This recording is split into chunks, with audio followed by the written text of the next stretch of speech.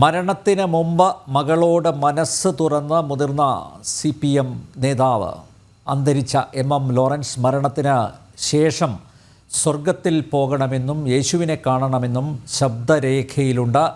മകളായ സുജ പറയുന്നിടത്ത് അടക്കണമെന്നും അത് നിർബന്ധമാണെന്നും ശബ്ദരേഖയിൽ പറയുന്നു. എനിക്ക് സ്വർഗത്തിൽ പോകണം, യേശുവിനെ കാണണം, സുജ പറയുന്നതിനെ അടക്കം ചെയ്യണം. അത് മാറ്റം വരുത്താൻ പാടില്ല. അതാണ് എനിക്ക് നിർബന്ധമുള്ളത്. ഈ സാഹചര്യത്തിൽ നിയമ പോരാട്ടത്തിനൊരുങ്ങുകയാണ് MM ലോറൻസിൻ്റെ കുടുംബം. നീതി തേടി വീണ്ടും ഹൈക്കോടതിയെ സമീപിച്ചു. വിവരങ്ങളുമായി കിരൺ കുമാർ ചേരുന്നു കൊച്ചിയിൽ നിന്നും. കിരൺ, നിയമ പോരാട്ടത്തിന് ഒടുവിൽ MM ലോറൻസിൻ്റെ ഭൗതികദേഹം അത് മെഡിക്കൽ വിദ്യാർത്ഥികൾക്ക് വിട്ടുകൊടുക്കുകയായിരുന്നു പഠനത്തിനായി. ഇപ്പോഴിതാ MM ലോറൻസിൻ്റെ ശബ്ദരേഖ പുറത്ത് വന്നിരിക്കുന്നു. അതിൽ അദ്ദേഹം കൃത്യമായിട്ട് പറയുന്നുണ്ട്, മകൾ സുജ പറയുന്നത് ചെയ്യണമെന്നാണ്. മകൾ സുജ കോടതിയിൽ പോയിരുന്നു.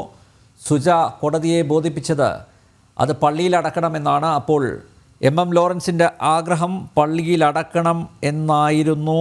പക്ഷേ സംഭവിച്ചത് വിപരീതമായാണ്. എന്താണ് കൂടുതൽ വിശദാംശങ്ങൾ?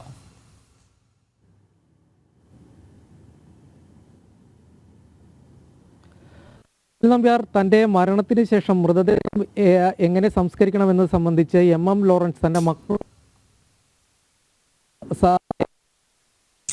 അദ്ദേഹം സുഖമില്ലാതെ ചികിത്സയിൽ കിടക്കുന്ന സമയത്ത് വ്യക്തമാക്കുന്ന കാര്യങ്ങളാണ്. തൻ്റെ മൃതദേഹം പള്ളിയിലടക്കണം, തനിക്ക് സ്വർഗത്തിൽ പോകണം, യേശുവിനെ കാണണം, മറ്റൊരു മകളായിട്ടുള്ള സുജാത പറയുന്ന രീതിയിൽ തന്നെയായിരിക്കണം സംസ്കാര ചടങ്ങുകൾ നടത്തേണ്ടത്, അതിന് യാതൊരു മാറ്റവും വരുത്താൻ പാടില്ല എന്ന് വ്യക്തമായി തന്നെ അദ്ദേഹം പറയുന്ന തരത്തിലുള്ള ശബ്ദ സന്ദേശമാണ് ഇപ്പോഴേതായാലും പുറത്തേക്ക് വന്നിരിക്കുന്നത്.